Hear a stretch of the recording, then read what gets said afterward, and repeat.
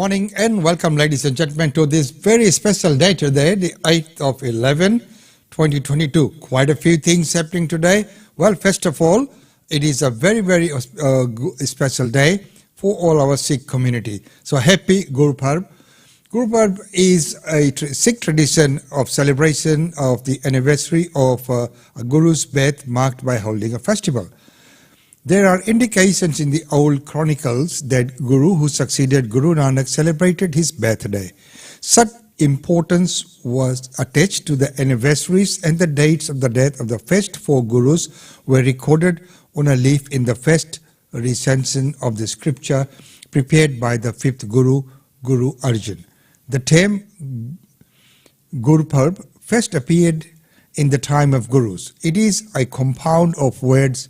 Purb means Purva in Sanskrit, meaning a festival or celebration. And the word Guru occurs from the first five places of writings by Gurudas, 1951 to 1636, written in the time of Guru Arjan Dev Ji, fifth Guru of the Sikhs. So wishing all our Sikh community, all our brothers and sisters, all the very best for Guru Purab.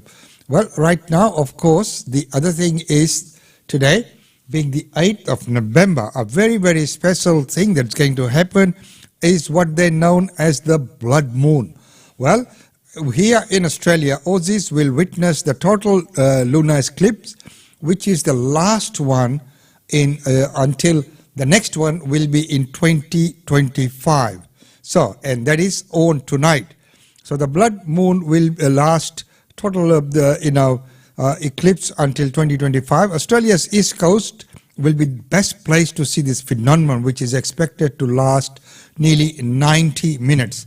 Now, the interesting part is all these have been written and predicted and calculated as per the Hindu religion ages ago by all our sages and saints.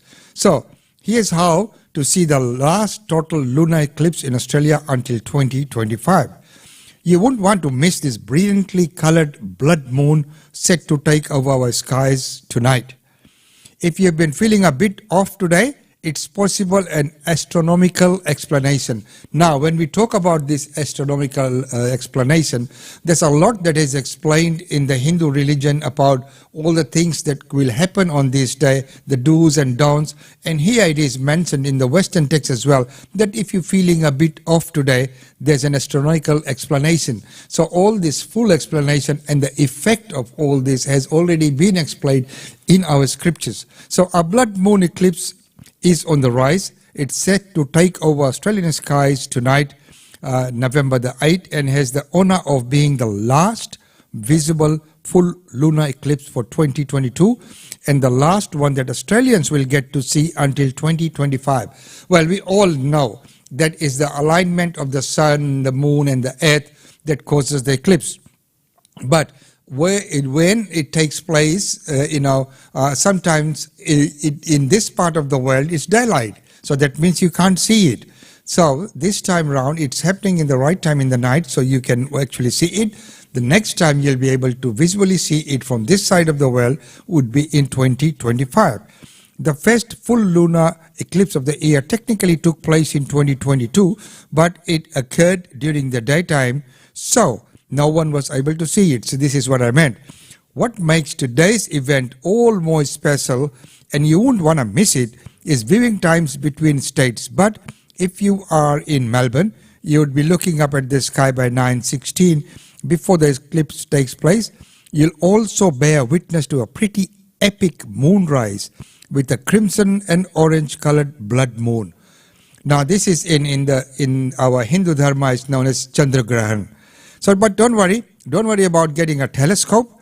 The full majesty of the lunar eclipse will be viewable with the naked eye. However, if you have a pair of binoculars handy, it is recommended to keep an eye out for Uranus, which would appear as an uncommonly bright star to the moon's upper right. So, as we know in the Hindu dharma, all these things are called graha's and nakshatras, meaning all these planets, and their movements and their placements has effects on humans on many things.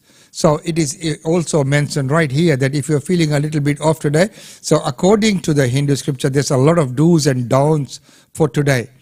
And those things are always, these calculations have been predicted ages ago.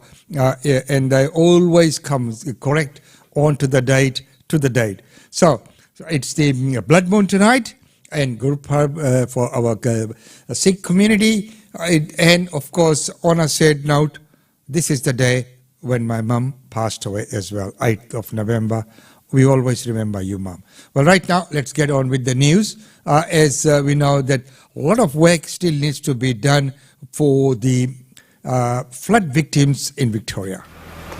This showroom floor is typically packed with dazzling new models, but flooding has taken away the shine. We're going to need some gyprock, we're going to need paint, furniture, there's computers that were floating around this morning when we come in. The cars were moved early, but this is one of many businesses still being disrupted. For a fourth day, the Rural Fire Service has been running a shuttle service across flooded streets. It's absolutely awesome, yes, it's brilliant. The schools and a local supermarket are shut. I'm in awe of the resilience of the people who are living here. It is absolutely incredible that people are just going about their business and doing what needs to be done. While the flooding is slowly receding here in Forbes, there are fears for the downstream communities of Bajerabong, Gemelong and Coronella. The State Emergency Service has been airlifting sandbags into these cut-off areas to help patch damaged levees. And work continues to repair a damaged gas pipeline under the Macquarie River, affecting thousands of customers. LPG is being trucked into Lithgow, Oberon and Wallerawang, and a temporary reconnection is planned. We're very hopeful that we can get our communities, the remaining three communities, up and connected over the next week or two. Back in Forbes, an afternoon storm was a reminder the flood emergency here and across the state isn't over. We have over 100 emergency warnings still in place across river systems right across New South Wales. So yet more preparedness and patience will be needed. Molly Gorman, ABC News, Forbes. And there is, of course, more that is needed to be done. Well, staying in Victoria right now, let's look at what is the gambling regulator saying about the fines for Crown Casino. Under fire again. Crown Casino hit with a $100 million fine for allowing gamblers to punt in non-stop marathon sessions. For 12, 18, 24 and even longer hours. They literally have a business model based on addiction. They make a lot of money out of people like me. Anna Bardsley says she lost 10 years of her life to poker machines. Crown gave her complimentary parking, special waiters and free drinks just to keep her playing. Nobody has ever asked me when I was gambling, are you okay? Do you need a break? These tiny picks have cost Crown another $20 million in fines. The casino allowed gamblers to use them to jam down buttons for continuous play. For a long time, Crown had promoted itself as having the world's best approach to problem gambling. Nothing could have been further from the truth. The regulator has discovered Backbone. Before, you would have had to do a spinal search to find Backbone in a regulator. They were totally captured by Crown. But the fine's still a fraction of Crown's pre-pandemic annual profit of $850 million. It's not good enough just to fine the company. You also have to pursue legal action against any individual who allowed that misconduct. 3 states have found Crown unfit to hold a licence. It says it's remorseful for its past actions and is taking steps to improve. But the Commission has raised concerns about the company's conduct during this process, saying it's reminiscent of the old Crown. Is Crown trustworthy? Is Crown trustworthy? Crown, I am aware, is working very hard to be trustworthy. Crown's new owners have just over a year to show why it should keep its Victorian licence. Richard Willingham, ABC News. And there you go, all these practices and not having checks and balances in place to stop problem gamblers and of course encouraging people to come in with free parking and free drinks, enticing them to come in, rather than asking them, hey, are you okay? Are you gambling within your limits and things like that. So, well, overall, there's a big question why it should be taking place in the first place. Well, right now, the other point is still staying in Victoria. Let's look at what's happening with the election promises. It doesn't matter what language you speak. It's hard to escape the political promotion. All right, who wants high five? The Premier handing out high fives and $70 million in promises for better maternity services. There'll be a further early parenting centre here in Northcote. There will be a dedicated First Nations early parenting centre in Frankston. But one credit agency is warning against what it's described as an election spend-a-thon. If we do see this spending kind of tick up more and more in the short term, it could actually widen out those deficits, and that would pressure the AA credit rating. That warning also covers billions of dollars in promises by the opposition, who are today laying the groundwork to speed up planning approvals to unlock 150,000 lots of land for home buyers. I don't want people to rent forever. I want them to have the chance to buy a home. What we're seeing from the opposition is a daily announcement of new spending, and we're really trying to figure out how they're going to spend that money and how they're going to fund it. The Premier's defended the decision to borrow, with the state's debt set to exceed New South Wales, Queensland and Tasmania combined in 3 years. We are borrowing to build, and we are building the things that Victorians voted for and the things that Victoria needs. What the Premier didn't need was the return of sacked former Minister Adam Somyurek, who retired just last month, but has now teamed up with a controversial former Liberal MP to announce a political comeback with the Democratic Labor Party. What this election is about is Daniel Andrews. I know Daniel Andrews more than anyone. I can stand up to Daniel Andrews. Daniel Andrews today admitting he regrets promoting Mr Somyurek to Cabinet twice. Well, that wasn't inappropriate. Might not have been very wise. Bridget Rollison, ABC News, Melbourne. There you go, election is in the air and the campaigning is in full swing. Well, right now let's go to Darwin, where the Royal Darwin Hospital is still under the code of yellow alert.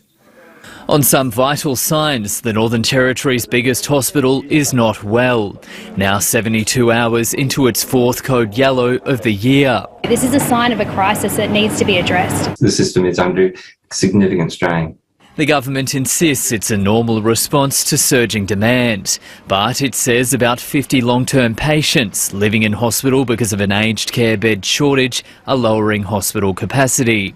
It admits staffing remains an issue, but says the right programs and incentives are in place. We have, over the last couple of years during COVID, across Australia, really felt the impact on our health workforce. We're now in the process of taking in new grads 4 times a year. We know last year that 1,400 health professionals left the health department here in the Northern Territory.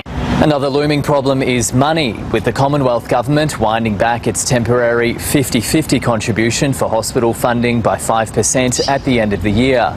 The Northern Territory Government, meanwhile, says its patients are sicker and are staying in hospital for longer, so it says activity-based funding models may be leaving it shortchanged. And of course, I would much rather see 50-50 or an increase. We are recommending that the government continue this current funding range with this 50-50 split until there's been the chance for a large-scale reform. The opposition says the emergency department pressure is at least partly blamed on recent changes allowing alcohol back into some communities and town camps. A political stoush unlikely to go away anytime soon, even if the code yellow does. Yes, and I do agree that, alcohol does fuel a lot of these kind of problems. The other thing is about the funding. So, when you look at any government policy, health is where funding needs to go. As we know, there have been a lot of controversy about the new redevelopment of the South Bank. People are saying that there's nothing wrong with it. Why, fix something that is not broken? Why spend billions of dollars on renovation when that kind of funds could go towards health of the people? Well, of course, we know that infrastructure and progress cannot be stopped, and it must go ahead. But it should also be justified as well as to where the funds are being spent. And if there is an urgent need in the health sector, I think that to me, my way of thinking, should take priority. Well, still staying up north from Darwin, let's go to Catherine, where a man has been jailed for killing the home intruder. The case that rocked Catherine now closed. In March this year, this home at the Katakata Caves National Park on the outskirts of the town was the site of a fatal shooting. At 4 o'clock in the morning, 39-year-old father of two, Kim Kellett, was awoken by his wife's screams after a shirtless man entered their home through an unlocked door. After chasing the 26-year-old intruder off, Kellett heard noises on his property. He left his home armed with a .308 rifle and fired a single shot into the darkness down his driveway that would prove fatal. The moments leading up to the shooting recorded in an 8-minute phone call to police, where Kellett could be heard saying, "Hurry up, mate, because he's going to get shot, mate. My kids are here." By the time the officers arrived, it was already too late. Today in sentencing, Justice John Burns agreed Kellett didn't intend to kill the man, but was right to be fearful. You knew that he was a person who entered your home in a partially undressed state in the early hours of the morning. The conduct of the deceased was clearly of a nature that would raise a very real fear in your mind, both as a resident of a remote dwelling and as a parent. Kim Kellett was initially charged with murder. However, that charge was downgraded to manslaughter after an early guilty plea. Today, he was sentenced to 4 years and 10 months in jail, but 3 years of that sentence will be suspended, meaning he'll only spend 1 year and 10 months behind bars for his crime. He'll be eligible for release in January 2024. Miles Holbrook Walk, ABC News. So they were that he did have reasonable grounds to be terrified, when you have an intruder like that coming in early in the morning and you have got kids in the house, but do you take law in your hands? That's the other matter there as well. Well, right now let's go to Canberra, where there is an outpouring of grief after bodies of the two found in that Canberra pond, as we reported yesterday. Some things are just too sad. Prayers were said and flowers deposited as a gradual stream of people made their way to Yerraby Pond today to pay their respects. Devastated, absolutely devastated. And that sort of thing hits you so hard because it shouldn't happen, but it does. The bodies of a woman and her child were discovered early on Saturday. It sparked a wider search for the woman's other 8-year-old son, who was listed as missing. The tragedy deepened when divers found his body in the water yesterday. Police say at this stage it's not believed any other party was involved in the deaths. In a letter to parents and carers this morning, the principal of the boys' school said, "It is with great sadness that I inform you 2 of our students and a parent died unexpectedly in a tragic incident this weekend. Today and over the coming weeks, you may be concerned about your child's reaction or expression of feelings about this news." The school has pointed families to counselling services. We know and understand that people will be feeling incredibly distressed about that and to access those supports if they need them. This tragedy, I think, is something that's going to be a shock to everyone. The coroner has confirmed the 3 deaths have been referred to his office for investigation, though a spokeswoman says it's too early to say if there'll be any hearings or reports. But for those who knew the young family, and even those who didn't, today was about mourning. Elizabeth Byrne, ABC News, Canberra. It is about mourning, and it is slightly, when you look at the situation, it is not good. It is alarming, and it is a disturbing news. And of course, the children of that school, they would be distressed as well, as the principal said in his letter. Well, right now, ladies and gentlemen, it's time to go to our daily India report. Welcome to the Daily India Report that brings you reports, interviews, features and more on India and the Indian diaspora.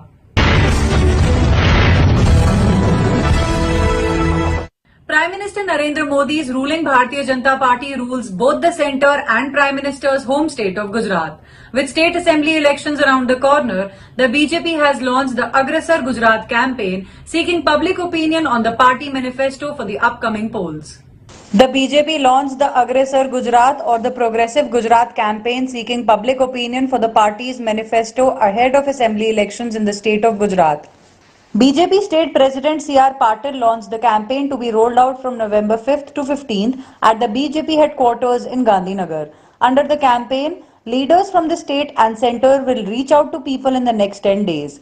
Ruling out the anti-incumbency factor, Patil said that the BJP would emerge victorious with a record number of seats in the 182-member legislature. He said the BJP had delivered on 78% of the promises made in 2017 and there were long-term promises in the pipeline. Claiming that people were happy, Patil said the BJP nevertheless needed to know the people's suggestions. The BJP has also announced that it will not nominate candidates older than 75 years. It will also not nominate family members of BJP leaders, MLAs and MPs. As part of the campaign, suggestion boxes will be kept in all public places. People can also post their suggestions online at www.agresargujarat.com. India is seriously concerned at growing trade deficit with South Korea. The Indian Commerce Ministry has raised serious concerns on the growing trade deficit between India and South Korea and discussed market access issues. The issues were discussed at a bilateral meeting in Seoul in the first week of November 2022. The two partners agreed to address tariff and non-tariff barriers during the two-day negotiations held on November 3rd to 4th. India is currently renegotiating to upgrade the Comprehensive Economic Partnership Agreement with Korea, which was also operationalized on January 1st, 2010. The upgradation is necessary as the agreement in its current form is considered to be ill-negotiated by the then UPA government led by Congress. India's mercantile exports to South Korea jumped 21.8% on an annualized basis at around $6.1 billion in the first 9 months of the current calendar year. But imports also surged to $15.67 billion, registering over 28.4% growth in the same period. That left a huge trade deficit of $9.57 billion in favor of Seoul. Trade and economic relations gathered momentum following the implementation of CEPA in 2010. In 2019, exports from India accounted for $5.6 billion and exports from South Korea accounted for $15.1 billion. After the conclusion of the 9th round of the India Republic of Korea Comprehensive Economic Partnership Agreement upgradation negotiation on November 4th, both sides agreed to deepen the relationship in the services sector.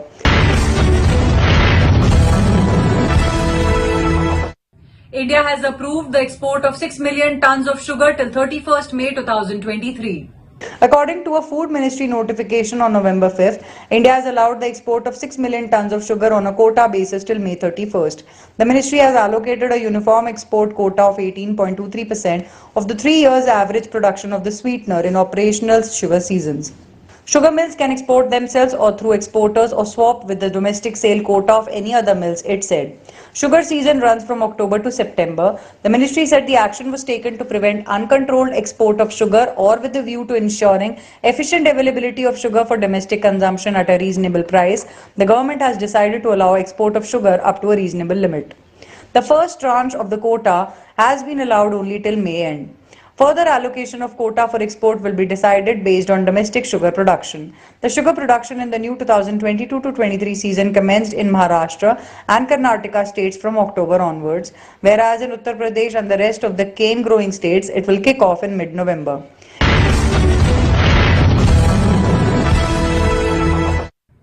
India's forex reserves touched $531 billion by October end 2022.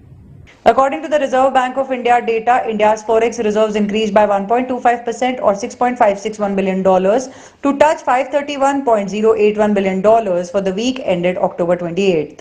The change in forex reserve, which is the foreign currency and other assets such as gold that are held by the central banks of the respective country or other financial institutions, is typically estimated on a week-on-week basis. The current forex reserve of India is, however, 15.9% lower compared to the February level.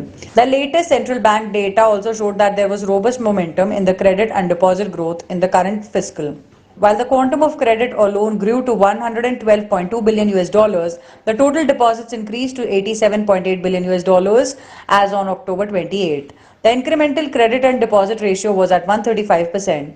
Overall, year-on-year credit growth was at 17.95%, which was the best since 269 fortnights. The credit deposit ratio at 74.92% was also the highest since May 8, 2020, which was 74.02%. Food credit on a fortnight basis has grown for the first time in 12 fortnights. In the current year, reserves have dipped by 16% on the back of RBI's intervention in the currency markets and changes in valuation due to the US dollar straightening to over 2 decades high.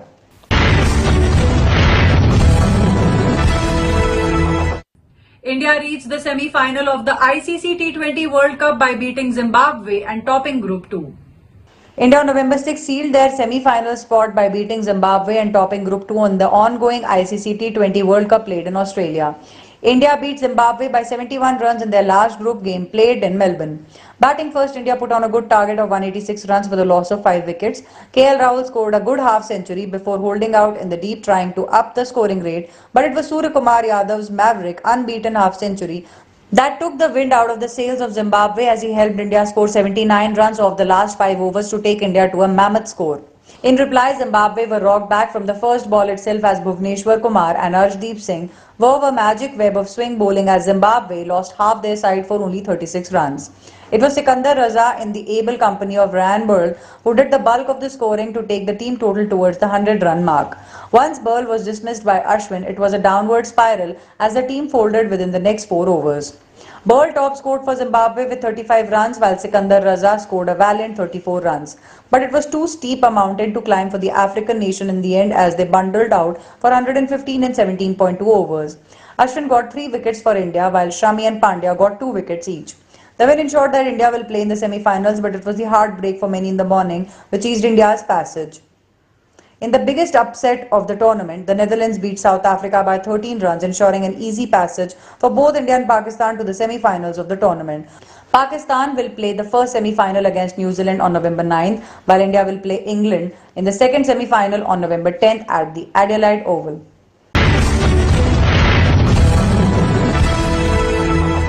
India will be participating in the World Travel Market 2022 exhibition and will showcase itself as a preferred destination for tourism. India is participating in a 3-day World Travel Mart that began on November 7th in London to showcase itself as a preferred destination for tourism. The theme of this year's exhibition is "The Future of Travel Starts Now." The Tourism Ministry in a statement said it will participate in World Travel Market 2022 from 7th to 9th November in London, one of the largest international travel exhibitions. With the reopening of the country to foreign tourists after a gap of almost 2 years, this year's participation in India is particularly significant. After the world's largest vaccination drive, the country is ready for international tourists. India will showcase itself as a preferred destination for tourism. In 2019, the contribution of travel and tourism to India's GDP was 5.19% of the total economy. In 2019, the Indian tourism sector accounted for 79.86 million jobs. The consistent efforts of the union and the state governments have helped the tourism industry to gradually recover from the COVID-19 pandemic shock to the pre-pandemic levels, it said. A total of 16 stakeholders, including state governments, other central ministries, Confederation of Indian Industry as the industry partner, DMCs, tour operators, hoteliers, travel agents, online travel agents, and facilitators of medical value travel are participating as co-exhibitors in the India Pavilion. Bollywood starlet Janhvi Kapoor as a quintessential girl next door nails her character in her latest film titled Millie. The film is a remake of Malayalam hit film Helen. It is always challenging to remake a Malayalam film into a mainstream Bollywood film due to the difference in topography and expectations of the audience. After having replicated the original Helen in yet another South Indian language, one would have expected Mathukutti Xavier to come up with a crisp product in the Hindi language remake titled Millie. The first section of Janhvi Kapoor starrer Millie establishes the lead character who is almost too easy to root for. Millie Nordial, a nursing graduate, lives with her father after her mother's untimely demise. She dreams of getting a job in Canada to secure her and her father's future. Millie is always helpful and has a smile that lights up the room. Millie, directed by Mathukutti Xavier, who also directed the powerful original, is a survival thriller about a woman stuck in a freezer in an empty mall after hours. It is a story of tenacity and perseverance, and the maker's ability to keep the audience hooked is worth appreciating. A powerful story needed a meticulous performance delivered by Janhvi Kapoor, making this one of the most effective roles of her career. She is also supported by an extremely cohesive and able cast. Manoj Pava as Millie's father plays his role with conviction. Pava and Janvi's performances together manage to form a very strong emotional base for the film. A strong point of the film is its music and sound design. The music is credited to A.R. Rahman with lyrics by Javed Akhtar. Overall, the film has a strong script and nail-biting moments, but the metaphors and emotional stakes are too heavily dramatized, owing perhaps to the medium, but these are flaws that can be ignored for the sake of the bigger picture. Uncle मुझे सच में नहीं पता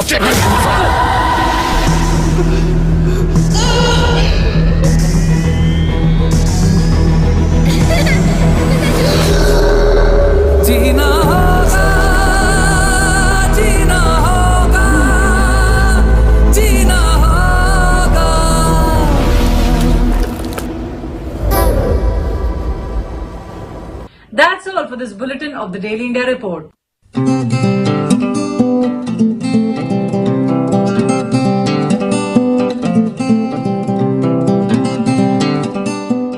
And thank you very much, Ankita, for that the Daily India Report. Well, ladies and gentlemen, right now it's time to take a look at some of the functions and events taking place right here.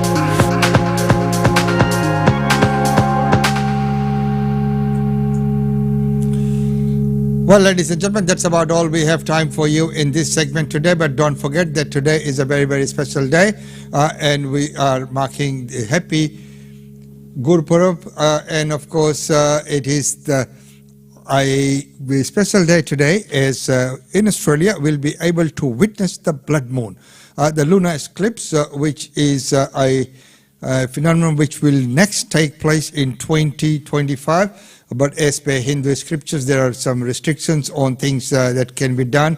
And as we know, the astrology plays a very important role in determining the days and auspicious times and others. And that's why even in the Western world, they are saying that if you are feeling a little bit off today, it's possibly an astronomical explanation, and that is so true because it is. The placement of all the planets, planetary, which are in Hindi known as grahas and nakshatras, meaning the stars and all the other planets out there in the universe, do take a lot of effect on human actions, reactions, feelings, moods, timings of things like that. So these have all been done and worked out ages ago with our sages. Well, until tomorrow, it's goodbye from us. As usual, it's been wonderful having your company. Hey, and don't forget that the Incredible India exhibition is happening now. It will go on till the 27th of November.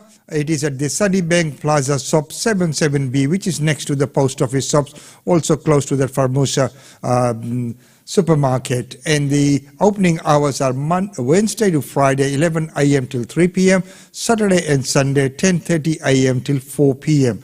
So it's a free exhibition. Go have a look and see what our team has been able to exhibit. It's a humble attempt from our side to present the vast nation, that incredible land, India. Ladies and gentlemen, until tomorrow, it's goodbye from us.